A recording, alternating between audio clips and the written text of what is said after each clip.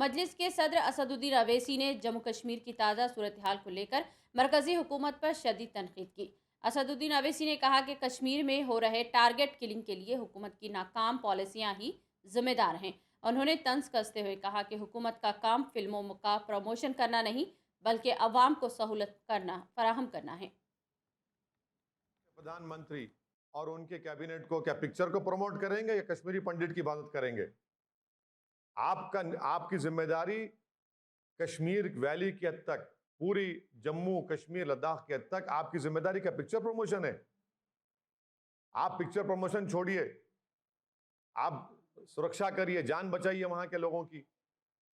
कश्मीरी पंडित protest कर रहा है रोड पर निकलकर, धमकी दे रहा है कि हम छोड़कर चले जाएंगे जम्मू को। आपकी सरकार है ना। आप वही गलती कर रहे हैं जो 1989 में हमने की थी।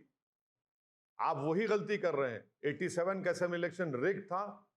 अब आपने डिलिमिटेशन कमीशन डाल के उस जेरीमैंडरिंग कर दिया।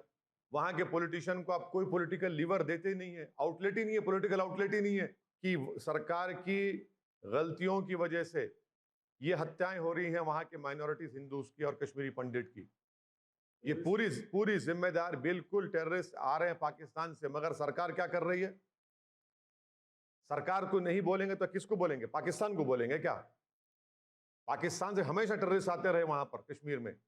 आपने ये आपकी वहां पर पूरी चीज आपके पास है। सरकार की जिम्मेदारी है, मोदी सरकार की है।